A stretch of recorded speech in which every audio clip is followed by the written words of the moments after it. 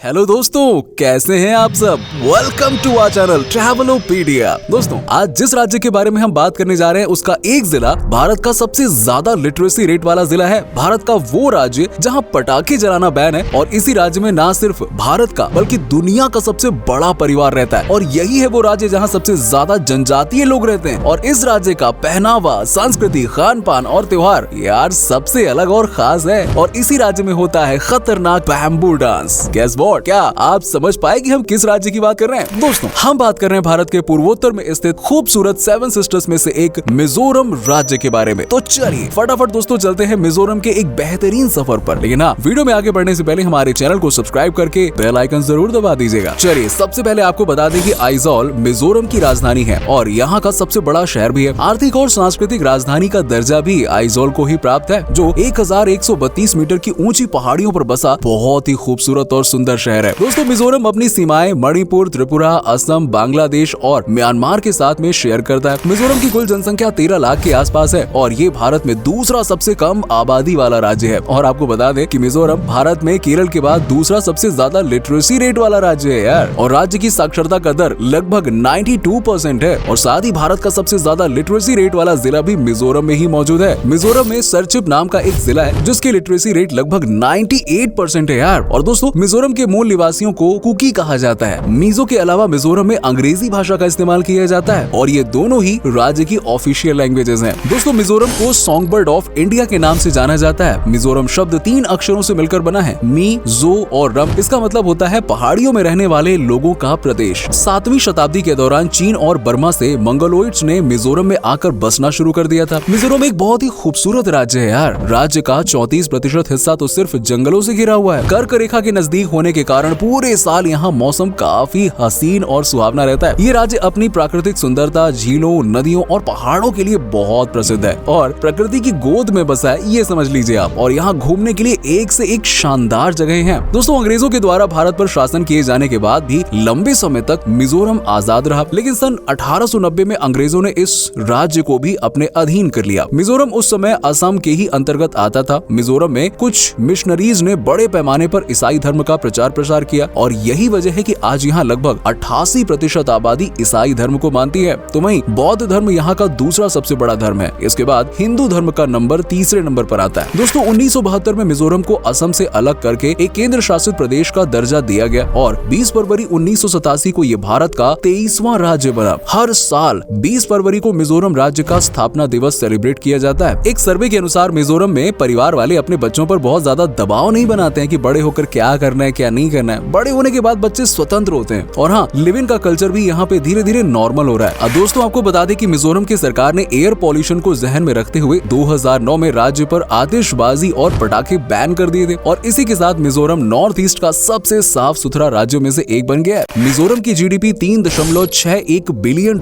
के लगभग आकी गई है और यहाँ सबसे ज्यादा बांस का उत्पादन होता है। बांस का इस्तेमाल यहाँ हर चीज में किया जाता है। खाना बनाने से लेकर नृत्य उत्सव तक कई प्रकार के हैंडलूम प्रोडक्ट्स बनाने में बांस का इस्तेमाल किया जाता है। और दोस्तों, आपको जानकर हैरानी होगी कि मिजोरम में 27 प्रकार की बांस की प्रजातियां भी पाई जाती हैं। सोचिए दोस्तों, चिराओ या बांस नृत्य मिजोरम का पारंपरिक नृत्य है और इसे मिजोरम के सबसे पुराने नृत्यों में से एक माना जाता है। और ये एक ऐसी नृत्य शैली है जिसमें बांस को जमीन पर क्रॉस फॉर्मेशन में रखा जाता है और उनके बीच में जंप करते हुए नाचते हैं और एंजॉय करते हैं। दोस्तों, मिजोरम में विभिन्न प्रकार के समुदाय और जनजातियों के लोग रहते हैं। यहाँ की मुख्य जनजातियों की बात करें तो उनमें कुकी नाम सबसे पहले आता है। इसके अलावा राल्टे, पांखम, लखेर, पेटे जैसी जनजातियां और कबीले आज भी मिजोरम में रहते हैं। दोस्तों, मिजोरम में पूरे साल कई तरह के फेस्टिवल्स आयोजित किए जाते हैं, जैसे इनमें से चपचारकूट, मेमकूट और पॉलकूट जैसे त्योहार प्रमुख हैं। वैसे तो यार मूल रूप से ये सभी त्योहार कृषि, खेती और कटाई से संबंधित हैं। चपचारकूट त्योहार मार्च के महीने में मनाया जाता है। दोस्तों, मिजोरम में ना झूम खेती काफी लोकप्रिय है। इस खेती में पहले जंगल के पेड़ों को काट कर जगह साफ की जाती है और इसके बाद वहाँ पर खेती की जाती है। जंगल काटने के बाद कुछ समय के लिए जगह को खाली छोड़ दिया जाता है और इसी दौरान यहाँ पर चपचारकूट फेस्टिवल का आयोजन होता है। इस त्योहार में मिजोरम के लोग अपनी पारंपरिक वेशभूषा में नजर आते हैं और जमकर मौज मस्ती करते हैं यार। वहीं मक्का की खेती के बाद जुलाई और अगस्त के महीने में नीमकूट त्योहार मनाया जाता है और दिसंबर के अंतिम सप्ताह में पालकूट फेस्टिवल का आयोजन किया जाता है। ये त्योहार नई फसल का संकेत तो देता ही है, साथ ही साथ इस दौरान लोग एक दूसरे को नए साल की शुभकामनाएं भी देते हैं और भगवान से प्रार्थना करते हैं कि नए साल में उनकी खेती अच्छी हो और परिवार में खुशियां आए। दोस्तों, खेती की बात चली रही है तो आपको बता दें कि मिजोरम में लगभग 90% लोग कृषि व्यवसाय पर ही आधारित हैं। यहाँ पर चावल, मक्का, दाल और टमाटर की खेती की जाती है। केला, पपीता, अनानास, अंगूर और संतरे जैसे कई फल यहाँ पर उगाए जाते हैं और इसके अलावा अदरक, हल्दी और दालचीनी जैसे मसालों की भी खेती यहाँ पर की जाती है। और साथ ही साथ मिजोरम के लोगों को ना पान खाना काफी पसंद है और इसीलिए पान के पत्तों का उत्पादन भी यहाँ के विभिन्न जिलों में किया जाता है। दोस्तों, इस खूबसूरत से राज्य का पसंदीदा खेल गेस व्हाट, फुटबॉल है यार। जहाँ हमारा पूरा देश क्रिकेट पे दिल हारता है, वहाँ ये लोग फुटबॉल को बहुत पसंद करते हैं। फुटबॉल पसंद करने वाले लोगों को तो जे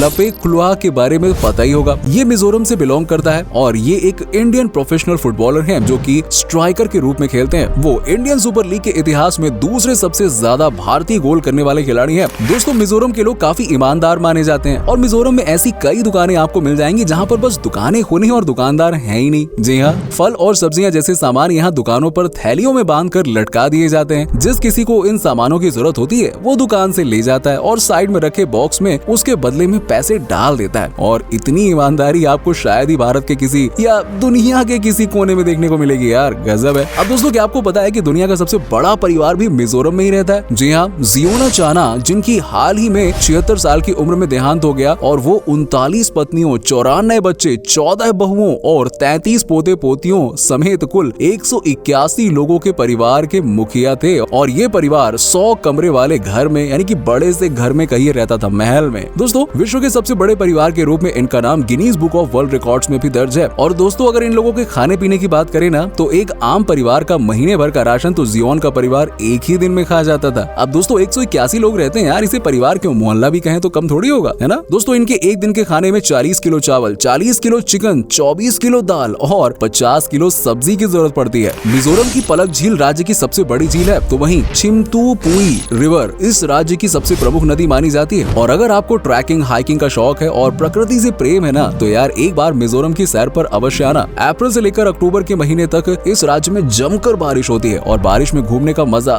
थोड़ा फीका हो सकता है, इसलिए बारिश में नहीं यार मत आना। लेकिन अगर आपको बारिश पसंद है ना, तो आपको बरसात के दौरान यहाँ का मौसम जरूर पसंद आएगा। दोस्तों, पुआन मिजोरम की महिलाओं द्वारा पहनी जाने वाली एक पारंपरिक ड्रेस का नाम है और इस ड्रेस में अगर आप मिजोरम की लड़कियों को देख लेंगे ना, तो यकीनन आपका दिल भी पिघल जाएगा। मिजोरम की महिलाएं और लड़कियां पूरे नॉर्थ ईस्ट में सबसे ज्यादा खूबसूरत मानी जाती हैं यार। बिना कोई मेकअप किए हुए इनकी नेचुरल ब्यूटी तो देखते ही बनती है। यहाँ की लड़कियां मेहमान नवाजी के लिए काफी अच्छी मानी जाती हैं और अपने मेहमान की खातिरदारी करना उन्हें बहुत अच्छे से आता है। मिजोरम की संस्कृति में वाद्य यंत्रों का भी विशेष महत्व है। यहाँ पर गिटार, ढोल और फूंक मारकर बजाए जाने वाले यंत्रों का इस्तेमाल प्रमुख रूप से किया जाता है और इनमें से निकली संगीतों का अक्सर त्योहारों के मौके पर उपयोग किया जाता है। दोस्तों, किसी भी राज्य की संस्कृति में वहाँ के खान पान का भी विशेष महत्व होता है। मिजोरम में आपको नॉनवेज फूड सबसे ज्यादा देखने को मिलेगा। भाई, यहाँ का ना सबसे प्रमुख पकवान है वो है पोक मीट। जी हाँ, जो बहुत ही बेहतरीन तरीके से तैयार किया जाता है। चावल के आटे, केले और मछली की मदद से तैयार की गई डिश कोट पीथा भी यहाँ की प्रमुख डिश है और इसके अलावा बैम्बू शूट फ्राई और प्रॉन फ्राई आदि भी मिजोरम के प्रसिद्ध व्यंजनों में से एक है। दोस्तों, पेड़ पौधे, टहनियों और पत्तियों की मदद से मिजोरम के लोग कई प्रकार के स्ट्यू भी बनाते हैं। दोस्तों, अब हम आपको मिजोरम के उन जगहों के बारे में बताएंगे जहां आप घूमने के लिए जा सकते हैं। वैसे तो यार सही बताऊं, मिजोरम में हर पहाड़ पर खड़े होकर ना आपको राज्य का एक अलग ही नजारा देखने को मिलेगा। ऐसे में कुछ चुनिंदा पहाड़ों के बारे में बताना थोड़ा मुश्किल है, लेकिन फिर भी हम आपको यहाँ के प्रमुख टूरिस्ट डेस्टिनेशंस के बारे में बता ही देते हैं। राजधानी शहर आइजोल में आप डर्ट लांग हिल्स, टामडेल झील, Paikhai mini zoological garden, Mizoram state museum जैसी जगहें घूमने के लिए जा सकते हैं। चंपाई को मिजोरम का फलों का कटोरा कहा जाता है। यहाँ आप फलों के बागानों की सैर कर सकते हैं। हाइकिंग के शौकीन लोगों के बीच भी ये जगह काफी ज्यादा प्रसिद्ध है। आपको यहाँ कई ऐतिहासिक स्थल और वाइल्ड लाइफ पार्क भी देखने को मिल जाएंगे, जिनमें मुरलिन नेशनल पार्क, फोंगपुई, लैंगटेंग